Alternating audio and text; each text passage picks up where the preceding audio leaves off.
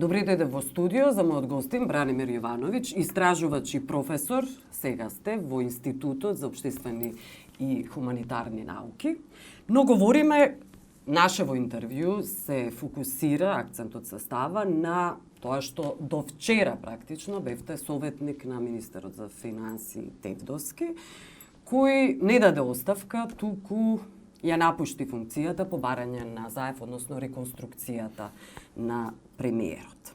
Вие кренавте на нозе целата јавност сушност со вашето образложение за оставката и вашата, но и на самиот Тевдовски, односно заминувањето на Тевдовски. Предолга е тоа образложение кое го напишавте на Facebook на 23 јуни, но ќе потенцирам неколку поенти. Кога ме праша дали сакам да му бидам советник, тука мислите на Тевдовски, му кажав дека не сме ниту јас, ниту тој за овдешната политика. Имавме должност да пробаме ги смениме работите и така натаму, сакал да биде како министер за финансии во Данска. За жал сме далеко од Данска и сега одам кон поентата. Кај нас, ако не се наметнуваш ти, некој корумпиран хоштаплер ќе се наметне, ќе работи против тебе. Ова е вашето искуство, со кого поточно? Да, оставам вие да процените и јавноста.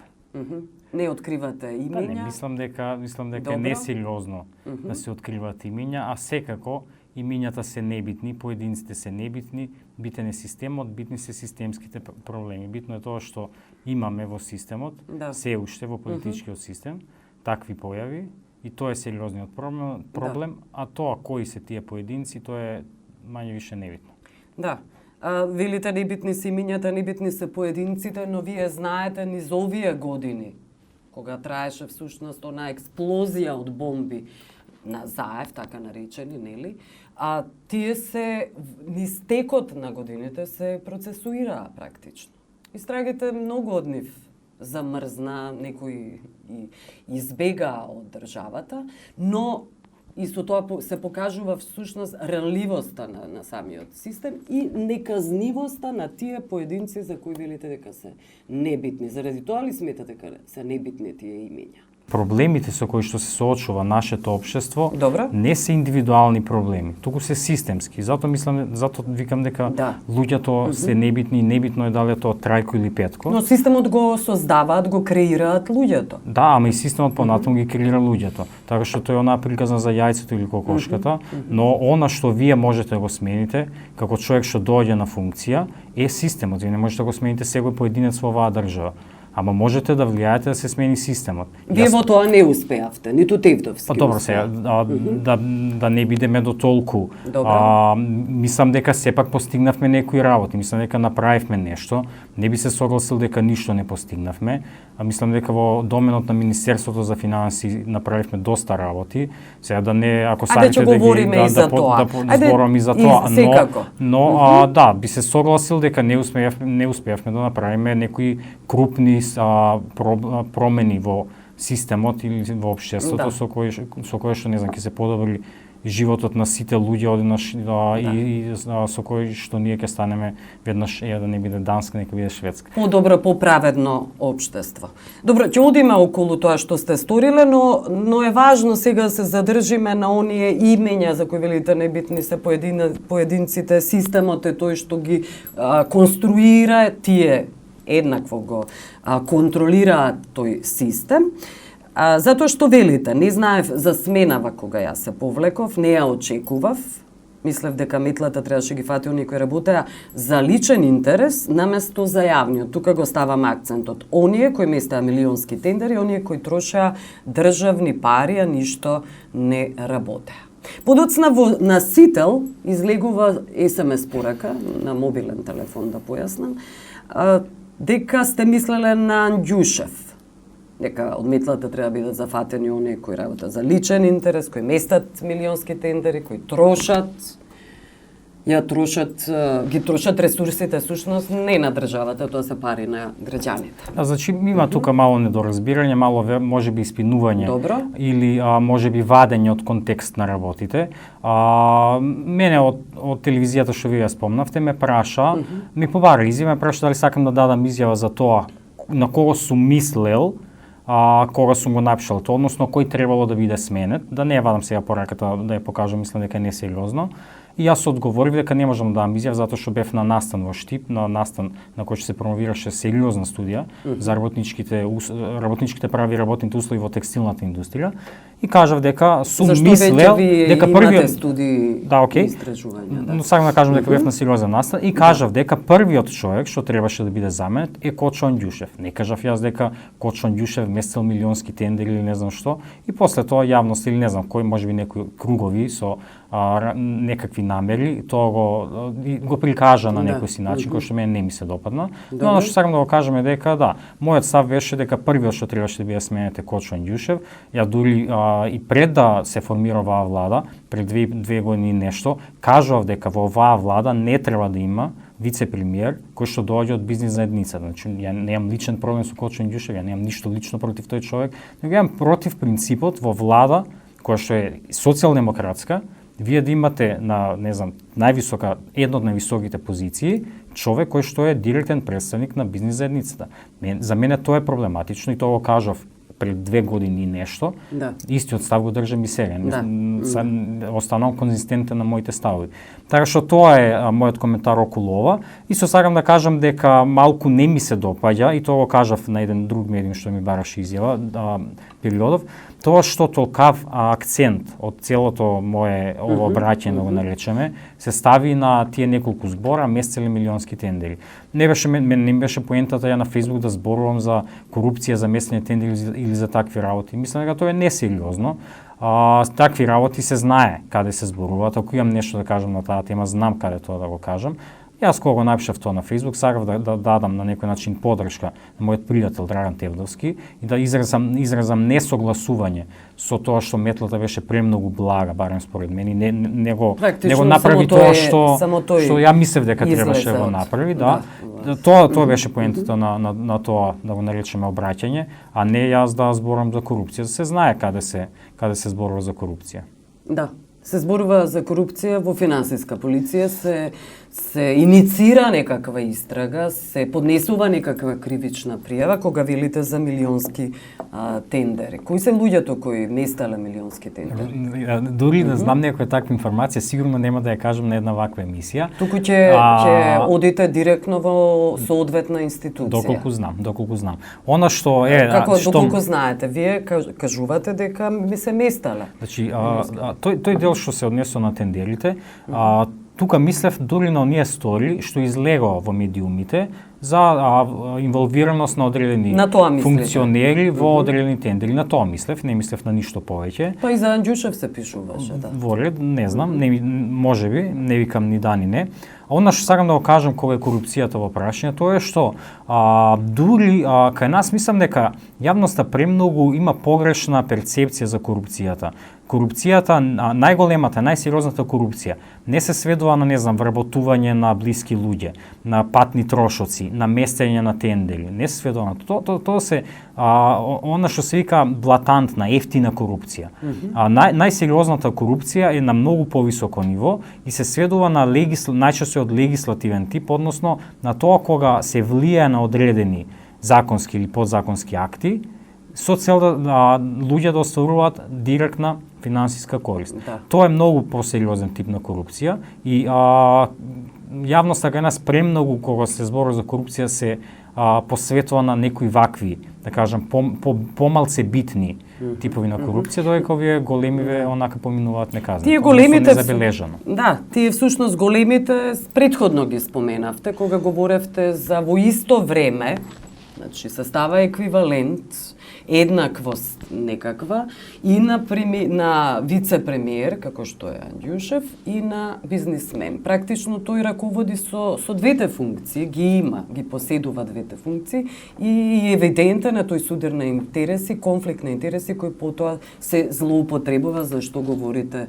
вие. Се менуваат законски акти, законската регулатива, се приспособува всушност за неговите, односно за луѓето кои имаат бизниси, не само за него. На тоа мислите, така? Сега вие тоа го кажавте, ја не сакам да кажам ни да ни не на тоа. Јас едноставно имам проблем со тоа кога некој што доаѓа од бизнис секторот станува член на владата, затоа што тука има инхерентен конфликт на интереси. Тој конфликт на интереси е постојан затоа што по дефиниција целта на бизнисот е да прави пари, да прави профит, а по дефиниција целта на државата е да зима пари на владата, да зима пари од тој бизнис, за да им дава, за да обезбедува јавни добри услуги за оние кои што тоа не може да го обезбедат. И тоа е тој конфликт на интереси кој што е и теоретски и секаде присутен. Така што на тоа мислев, а сега за некои конкретни работи не би зборувал. Добро. Владата е судир на две идеи. Еве за кои говориме, левичарската, на која и припаѓате и вие, и Тевдовски, и заради тоа, всушност, бевте перципирани во јавноста како еден вид звезди. Луѓе кои ќе и помогнат на таа маргинализирана група. Станува збор за околу 30%, всушност не е ни маргинализирана група, сиромашни. Околу 20% сиромашни. 20, добро. Беа 30 во време на Груевски, да, но и голема невработеност и така натаму. И од другата страна се луѓе кои се бизнисмени, како Заев, како Анѓушев. Зошто тогаш велите дека не сте знаеле за смената, кога сте се повлекле, за смената на Тевдовски, не сте ја очекувале, ако сте знаеле всушност дека нема да надвладее праведното општество за кое вие и Тевдовски се боревте. Говорам за она левичарско општество. Гледате, кога викам дека не очекував смената, мислам на тоа што Министерството за финансии имаше солидни резултати овој период. Можеме да зборуваме за тоа, можеме да зборуваме за реформите. Дури и говори денес. Да, вчера го слушнав премиерот, збореше на една телевизија и тој самиот тоа го потврдил, не го негира. Значи мислам пред се на тоа што мислам дека стварно и сега ќе се согласи генерално со тоа дека Министерството за финансии работеше прилично добро во овој период, дури ако ги земете оние анкети за тоа кои министри треба да бидат сменети, Драган Тевдовски никош не беше таму во врвот. Имаше една анкета од Макфакс на околу 5000 испитаници, таму на првите неколку места беа, ако не се лажам, Садула Дураку, Бујар Османи, Крешник Бектеши, не знам, Венко Филипче, Кочо Анѓушев, тие беа на првите места, Драган Тевдовски не беше таму. Така што затоа не очекував таа оставка, затоа не очекував смената, не оставката. Да. И дополнително и затоа што мислам дека од она јас субјективно што го гледав, мислам дека премиерот и министер за финансии има прилично добар однос и добра комуникација и се и затоа воопшто не очекував. Мислев дека немаше судир. Не, апсолутно никаков судир, апсолутно не. На таа релација, значи, на релација премиер, министер за финансии немало апсолутно никаков судир и мојот впечаток како некој што присуствувал и на средби на се е дека он има прилично добра комуникација, прилично добри односи. Всушност, да, продолжете се. Да, ништо, само тоа сакам да кажам, значи тие неколку работи. Прво што имаше резултати, второто е што во тие анкети воопшто министерот за финансии никаде не спомнуваше и третото ова мој субјективното што гледав дека има прилично добар однос помеѓу нив. Да. Заев доаѓа на местото на Тевдовски и сега тоа е веќе непознаница. Прилично мистериозно појавување, враќање на Заев, појавување на Заев во Министерството за финансии. Тевдовски вели дека ќе му биде советник, односно Заев вели дека Тевдовски ќе му биде советник. Антикорупцијска се противи заради тоа што е неспојиво да се биде и министер и премиер. И сега е прашањето. Дали Заев ќе биде добар министер за финансии? Не знам што ќе се случува, не знам дали антикорупцијска, дали тоа мислење на антикорупцијска ќе помине, не знам што ќе се случи, ќе видиме што ќе се случи. Тој ќе биде привремено. Не знам што ќе се случи со Драган, дали ќе биде советник на Заев, не знам, треба да видиме. Дали Заев би бил добар министер за финансии? Да. Во принцип, ја мислам дека он би можел да биде добар министер за финансии, затоа што има економско образование, затоа што водел општина, знае што е буџетирање, знае како изгледа да водиш некоја институција што е отприлика од таа големина и не само што знае, него се покажал дека има резултат кога води таква општина. Струмица прилично добро ја водеше, Министерство за финансии е отприлика таа големина, таа комплексност, така што мислам дека би можел и од аспект на стручно знаење и од аспект на капацитет за менаџирање. Мислам дека би бил окей, добар министер за финансии, но не сум сигурен дека било кој човек, не само во оваа држава, било каде во светот, може истовремено да биде и премиер и министер за финансии. Едноставно и двете позиции имаат премногу обврски и тоа не само ние обврски од аспект на, не знам, церемонијални средби, настани, средби и состаноци, туку и на тековно ниво. Министерот за финансии секогаш, не само Драган, туку јас сите со кои што сум разговарал, ми го кажувале истото, доаѓале на работа за викенди за да ги допотпишат сите документи кои што треба не стигнале да ги потпишат во текот на неделата.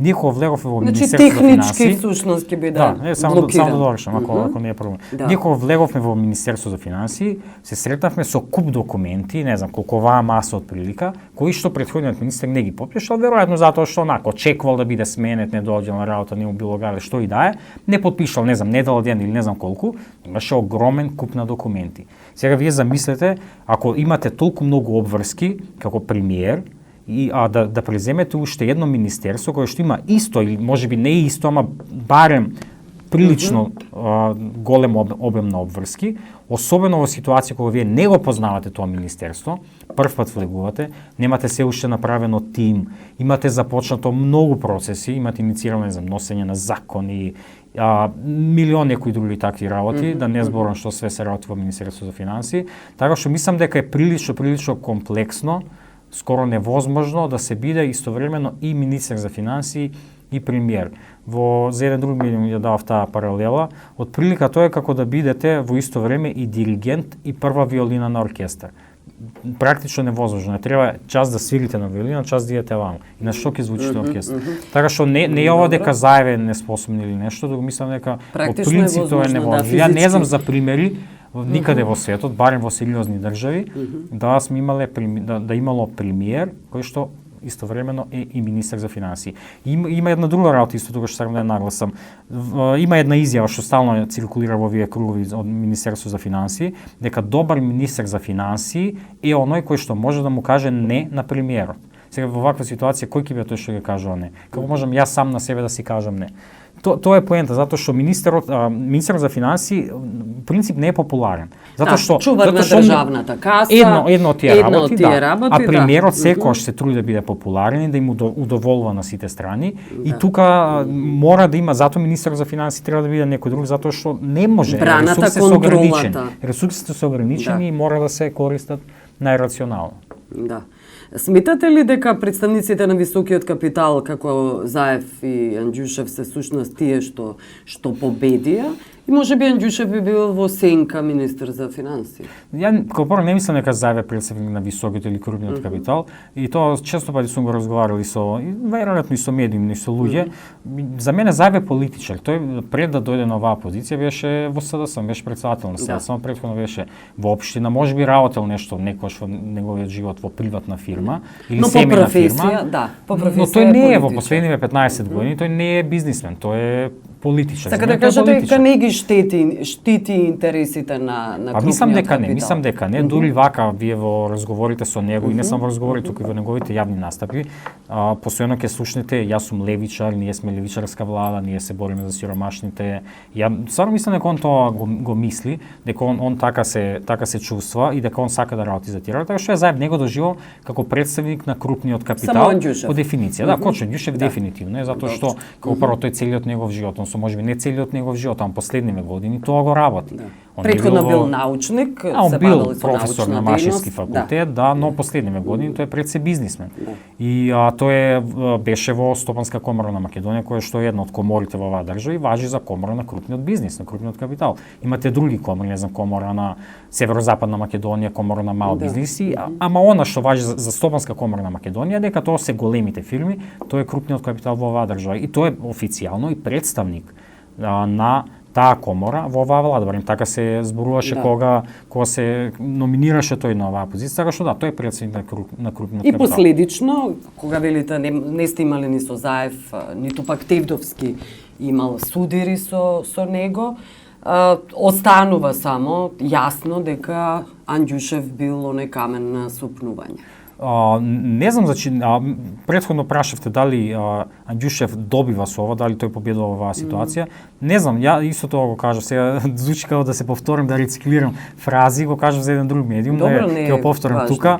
Не знам дали Кочо Анѓушев е победник во оваа ситуација, не знам дали тој победи со ова, но мислам дека граѓаните изгубија, затоа што еден квалитетен министер беше, едноставно повеќе нема да биде дел од влада. Добро, во поголемиот дел од времето говорите за Тевдовски, како тој ќе фали на јавноста, на граѓаните, не говорите воопшто за себе. Вие сепак бевте тим кој одлично функционираше. Да, значи, да, морам тоа да кажам дека ние бевме тим што добро функционираше. Јас се повлеков месец и пол отприлика пред тоа да се повлече. Јас се повлеков едноставно кажано, затоа што доста беше. Мислам, можеме многу да зборуваме за таа тема. Има милион причини, има милион начини да се каже тоа истото, но наједноставниот е дека доста беше. Чувствував дека го направив тоа, што сакав да го направам, дека дадов придонес кон градењето на подобро општество во оваа држава и дека немав повеќе некаков си предизвик или простор да дадам повеќе, односно да придонесам повеќе кон граѓањето на некое ново општество и затоа се повлеков. А не заради разочарувањата околу тие судири кои сте ги имале со разочарување постојано има во политиката, особено за некој кој што не треба да се биде наивен. Добро, да, особено за некој кој што е малку по-наивен или по-идеалист, кој што протестирал и кој што напушташе работа во време на претходниот режим за да може да протестира и да пишува слободно и кој што беше приведуван и се тоа секогаш има разочарување, но тоа е дел од животот. За луѓето кои не знаат, бевте и преведуван, бевте и дел од Шарената револуција. Така е. Сакам да кажам дека нормално дека ќе има разочарувања. Веројатно кај сите луѓе кои што беа на тие протести, има разочарување во одреден степен и кај мене има. И дефинитивно и тоа е дел од приказната, не го негирам тоа, но мислам дека емоциите не треба да бидат главни при носење на тие такви одлуки. Јас кога решив да влезам во Министерството за финансии, не се водев од емоции, да се водев од емоции немаше никогаш да влезам, затоа што знаев дека ќе бидам напаѓан, критикуваме, овој затоа протестираше за да влезе сега во финансии и други такви приказни. И дека ќе трпам напади за грешките на сите други, ако ти не си дел од тоа. Така што да се водев од емоциите немаше ни да влезам во финансии, но не се водев од емоциите, се водев од разумот и кога влегов и кога излегов, така што објаснувањето за моето излегување дека чувствував дека не можам да дадам некој си поголем придонес од тоа што веќе се заврши. Воведовме прогресивен данок, за мене тоа е еден символичен, но многу значаен чекор кон градење на подобро општество, затоа што тој праќа порака, тој кажува дека сте на страната на сиромашните, а не сте на страна на богатите. Јас големив минималната плата значајно. Воведовме, направив социјална реформа, бевме дел од тимот што ја спреми таа социјална реформа, што треба значајно да ја намали сиромаштието, што допрва ќе го видиме. Така што јас сум задоволен од тие мерки. Не сакам да зборам за другите, за транспарентноста, за јавниот дug, не сакам. Ако имате простор, ако сакате да зборуваме за тоа, можеме, но еве јас се воздржам за да не испадам како Владко Ѓорчев кога ги набројува општините во кои што победиле. Не, ајде околу критиките. Секогаш е подобро да се говори за критиките. Околу го споменавте прогресивниот данок, имаше прилично критики. Заради тоа, знаете зошто? Знаете. Јас ќе кажам зошто. Сега можам слободно да зборувам на таа тема. Само да докажам. Затоа што станува збор за две категории на луѓе, така? И тоа беше проблем. Практично ги изедначувате луѓето кои до 1500 евра земаат плата, така беше, но во исто време, значи ја уништувате практично средната класа. Нема врска тоа. Ајде да докажам. И ги изедначувате со луѓето, еве како Анѓушев на пример, луѓе со представници на крупниот, собственици на крупен капитал, значи вистински богаташи. Значи нема врска да имавме повеќе време и да беше ова дебата, ќе ве прашав што е за вас средна класа. Не, јас ќе ви кажам. Значи не. Таа е јадрото на едно општество. Не, окей, тоа кажете вие конкретно што е средна класа. Знам. Немате дефиниција. Има неколку дефиниции за средната класа. Да, има неколку дефиниции за средната класа. Можеби клучната е образованието. Можеби клучната е. Тоа образование подразбира. Добро, во ред. Ама со прогресивниот данок вие ќе го подобрите јавното образование. Само да докажам. Прогресивниот данок е, ама не сега, дали јас сум гостин кој што треба да каже нешто на тема или Да ви објаснам, за да може да објасните вие. Значи образованието подразбира некаква финансиска моќ, а не финансиска немоќ. Да, за сиромашните, да. А луѓе што имаат 1500 евра месечно може да си дозволат какво сакат образование. Да се разбереме. Значи многу ли се 1500 евра? Ја сум доктор на науки, имам добивано меѓународни награди, имам работено и на универзитети во странство и имам докторат во странство. Ја во мојот живот никогаш не сум имал во една година повеќе пари од овој праг што е за прогресивниот данок. Па сега вие проценете, верувам дека и вие не сте имали. Така што вие проценете сега дали е тоа многу. Значи јас и вие и луѓето што се тука околу нас никогаш немале, никогаш не заработувале толку за да бидат опфатени со тој повисок праг. Само 1% од населението во Македонија е опфатено со тој праг и сега ние тука правиме толку галама. Но знаете што е поентата? Поентата е во тоа што кога правевме ние, кога спремавме законот, направивме анкета за тоа што луѓето сметаат, дали се за прогресивен, дали се за рамен данок. Имаше една јавна анкета од ИРИ која што излезе и знаете што покажуваат резултатите? 2/3 од луѓето се за прогресивен данок, само 25% или така нешто се против прогресивен данок. И во таква значи тоа е поддршка што отприлика иста како поддршката за ЕУ. За ЕУ има не знам 75%, ово има 65% поддршка. Значи луѓето во оваа држава се многу за прогресивен данок и беа многу за прогресивен данок. Но во таква ситуација вие пак не ги слушате тие луѓе, вие во јавноста, односно во медиумите, ја слушате само на приказна прогресивен данок е лош, прогресивен данок е лош. Зошто? Не, дозволете ми се, не прекинувате се. Нема врска тоа. Значи зошто е тоа така? Затоа што медиумите, пристап до медиумите во оваа држава немаат обичните луѓе, туку имаат богатите, имаат оние кои што ќе бидат погодни, односно се погодни од прогресивниот данок. Тие може да се јават на уредници, на новинари, кажат дај направи ваква сторија, направи таква сторија, викнеме да бидам гостин. И медиумите во оваа држава се главно приватни медиуми и се медиуми кои што се баш оние луѓето кои што го плаќаат овој данок. И не можете ви во таква ситуација да очекувате медиумите да ја бидат наклонети. Но нема никаква логика издржаност во тоа дека со овој прогресивен данок ние сме ја одоношле средната класа. Значи средната класа во Македонија се знае што е дефиниција средна класа. Средна класа според тие критериуми во Македонија заработува до 1000 евра. Луѓе што заработуваат до 1000 евра се средна класа. Над 1000 евра не е веќе средна класа според сите критериуми. Значи ние со оваа тоа е онаа што се ка најширока дефиниција. Имате други дефиниции што границите спуштаат пониско. Значи нема никаква логика во тоа дека ние да ночиме средната класа со прогресивниот данок. Јас го спомнавте образованието. Поентата на прогресивниот данок е токму тоа. На оние луѓе кои што не можат сега да се обезбедат образование, ние со прогресивниот данок, односно државата со прогресивниот данок да им обезбеди. На неколку начини. Првиот е преку социјалната реформа. Кажавме дека кога го промовиравме прогресивниот данок, кажавме дека парите од него ќе бидат искористени за социјалната реформа.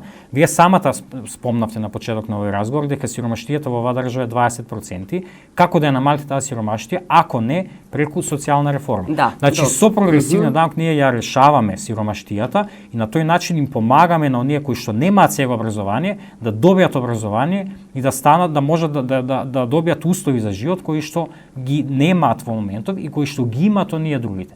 Значи борбата за прогресивен данок е баш се сведува на тоа. Дали сте за богатите или сте за сиромашните. Ако сте за богатите, тогаш вие сте против прогресивен данок, ако сте за сиромашните, тогаш вие сте за прогресивен данок. Добро, јас сепак сметам дека треба повеќе категории граѓани. Јас согласувам со вас дека треба да има повеќе стапки. Јас согласувам со вас дека треба да има повеќе стапки, дека само 10 и 18% не е доволно, дека треба да има и повеќе. Да, апсолутно се согласувам. Ама гледате, дали е тоа реално да се изведе во ситуација кога имаше толкава галама, кога се објави првично шпекулација која излезе во јавноста дека прагот ќе биде 1000 евра. Значи кога се спомна дека прагот ќе биде 1000 евра, се направи толкава галама во јавноста што беше практично после тоа невозможно да се воведе трета стапката. Знаеш што ќе беше?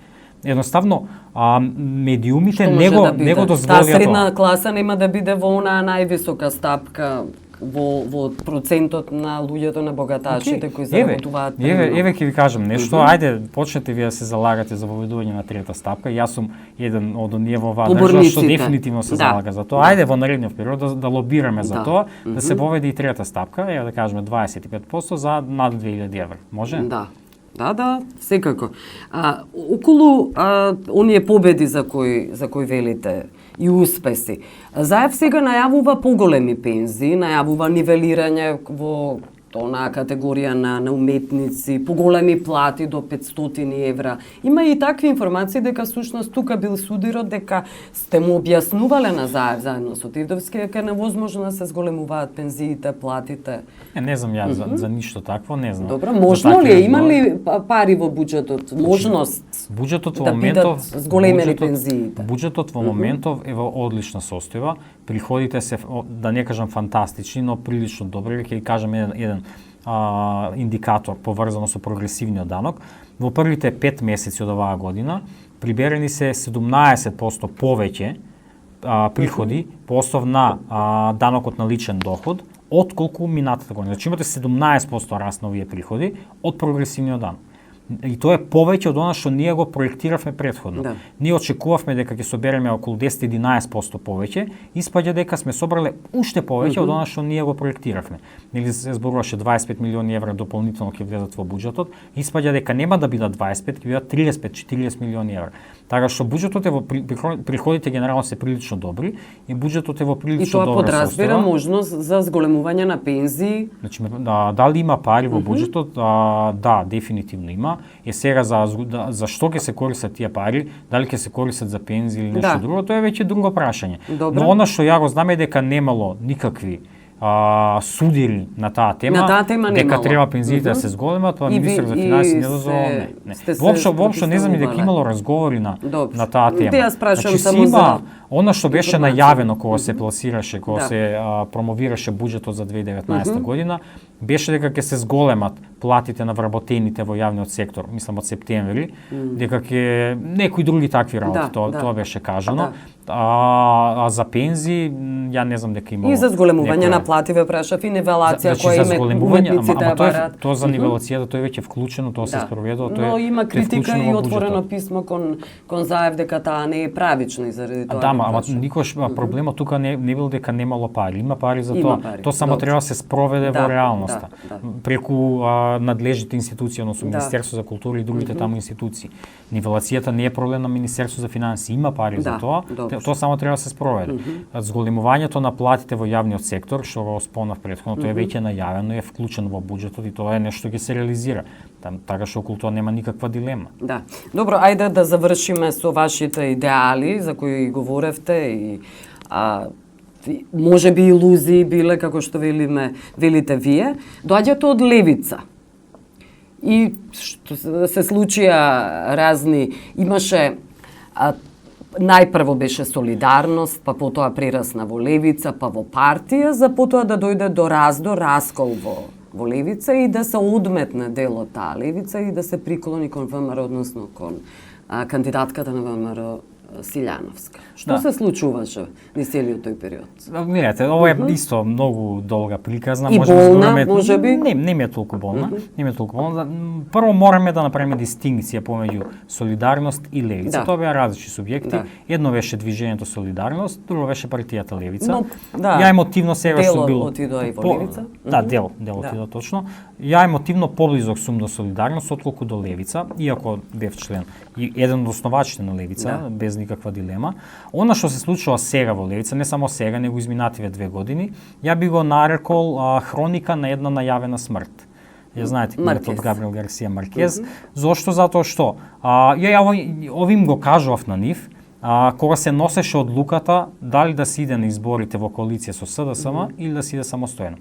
Ја им кажав дека мала, нова партија, која што нема инфраструктура, нема пари, нема организација, нема искуство, не може да ја самостојно на избори, затоа што ќе изгуби, нема да помине добро, и после тоа следува маргинализација, затоа што не станува дел од системот. Тие не ме слуша и реше да од самостојно и ова се што се случува е последица на таа лоша одлука. Нормално е дека вие како мала партија, кога нема да бидете дел од системот, после тоа се маргинализирате, пробувате да се факторизирате, односно да добиете место некако во медиумите и ќе правите секакви глупости за да направите тоа. Што се глупостите? И глупоста, најголемата глупост што ја прави изминативе 2 години е тоа што стана најголем апологет на национализмот, на националистичките идеи и го кажува она што ни Мицковски не смееше да го кажува кога се случуваше, не знам, и законот за двојазично, за употреба на јазици, и Преспанскиот договор и се. И значи тие беа најголемите, тие станаа тогаш најголемите националисти во оваа држава. Јас тогаш се среќав со одредени луѓе од левица, нормално дека се среќав и на сите им кажав дали сте нормални, што правите? Вие станавте поголеми ВМРО-вци од ВМРО-вци. Дај малце консолидирајте што се случува. Тие неко беа изгубени и после тоа сватија дека всушност станува збор за еден човек и мала група на луѓе околу него, која што тоа го прави за лична промоција. И после тоа дојде до раскол, проба тие да го исклучат, но не знам што се случуваше и сега тоа е тотален хаос таму. Но и за ако зборуваме и за тој еден човек кој што ги правеше најголемите проблеми, ја дури не мислам дека и тој самиот е толкав националист колку што се прави во јавноста, ево мислам дека ова е чисто желба да добие популарност. Тој свати дека 2 пати проба да оди на избори самостојно, проба да оди на парламентарни избори, не успеа да влезе во собранието, проба да оди на локални избори во неговиот роден град, не успеа да влезе таму и во Советот. И мислам дека свати, дека нема, го свати тоа што ја го кажав уште пред 2 години, дека не може таква мала партија во овие услови во оваа држава да направи ништо самостојно и едноставно работеше на тоа да се приклучи кон сегашната опозиција, односно кон ВМРО, затоа што вратата на СДСМ му е затворена во моментов поради се што случуваше. Така што мислам дека тој го прави тоа од тие мотиви, едноставно за да дојде на позиција, затоа што тоа е единствениот начин да стане фактор во политиката. Свати дека не може да стане сам фактор. И тоа е она што случува со него, но секако не е ова, ја не го омаловажам, не го обезвреднувам тоа што случуваше, направи огромна штета затоа што го заживеа национализмот, го разгорија национализмот. И за тоа секако треба да едноставно да се извинат или да сносат некаква си одговорност. Сите тие. И она што се случуваше после тоа, обидот за да го исклучат него и неговата група, тоа е се окей. Меѓутоа, закаснето е, требаше се тоа да се случи многу порано, кога започна тие националистички тенденции како прво, а како второ веројатно уште претходно, кога се случуваше, кога се носеше таа одлука за влегување, за учество на изборите, мислам дека секој беше поинаку и во врска со левици, во врска со државава, ако левица решеше да оди во коалиција со СДСМ, немаше веројатно изборите резултатите на изборите бидат нешто значајно различни, но ќе можеше како прво левица да влијае на одредени политики преку системот, немаше да може да работи толку да забегат во десно, ќе држеше ќе држеше уздите на лево. Тоа како прво, во второ воопшто немаше национализмот толку да заживе во државата, затоа што ќе беа тие дел од власта која што ги спроведуваше сите овие работи, така што мислам дека се направи доста голема штета пред се на левицата, на левите идеи во оваа држава, но знаете како, од секој пораз треба да пробаме да извлечеме поуки, она што не те убила треба да направи после, така што да се надеваме дека некогаш во наредните 50 на години ќе се појави повторно простор за нешто такво и дека ние што бевме дел од тоа ќе можеме да им дадеме совет на тие некои нови луѓе што ќе би правеле нешто такво. Да. Добро. И шарената револуција, веќе споменавте разочарување, значи разочарувањата се натоложуваат овој пат еве и шарената, дел од шарената револуција влезе во системот, во институциите, но огромниот мнозинството не.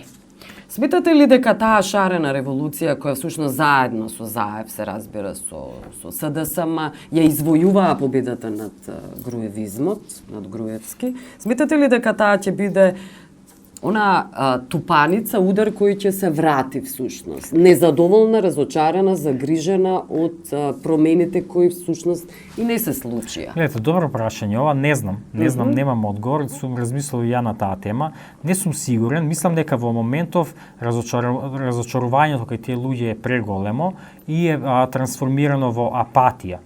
и нема таму потенцијал сега за акција за действување, нема шанси. Тие луѓе не би излегле, ја не би излегол на протест повторно. Не сакам да си го трошам животот на тоа. Едноставно разочаран сум, нема поента. Така што мислам дека кај 90% луѓе тоа е исто така што не верувам дека тоа би се случило во блиска иднина. Може би се случило ако дојде повторно на власт, не знам сега, хипотетички, Стравот на да не следните дојде. избори. Стравот да не дојде повторно на власт Груевски. Ама не може ти што сега ќе излезете на протести, зашто ќе протестирате, против што ќе протестирате? Нема Кажав логика. за промените кои ги очекувале, но не биле испрачани. Нема логика тоа. Значи обично протестите се сведуваат на против што си првенствено и потоа кажуваш за што си ти. Сега против што ќе протестираш? Што ќе против Заев, против владата? Верувате дека шарената револуција би, јас не предлагам дека треба да протестирате, јас ве прашав. Да. И дали верувате дека шарената револуција повторно, заради тоа што веќе навестивте таква можност, ќе се врати доколку ВМРО ДПМН некогаш се врати или многу брзо на сцена? Тоа ми е некој поверојатно сценарио дека ако не знам хипотетички на наредните избори ВМРО се врати на власт и после не знам година-две тие почнат да прават глупости, што веројатно ќе се случи. Мислам, веројатно ќе случат глупостите нека тие ќе се вратат на власт. Тогаш веројатно би можело да се таа група на луѓе повторно да се разбуди, да се разбуди и да почне да протестира, ама во моментов мислам дека не. Прерано е се, тоа пресвежи се раните, преблиски се мемориите, така што мислам дека на груевизмот, на се, така што мислам дека во моментов не би можело ништо такво да се случи. Да, добро, јас ви благодарам што бевте гости. Јас на вас.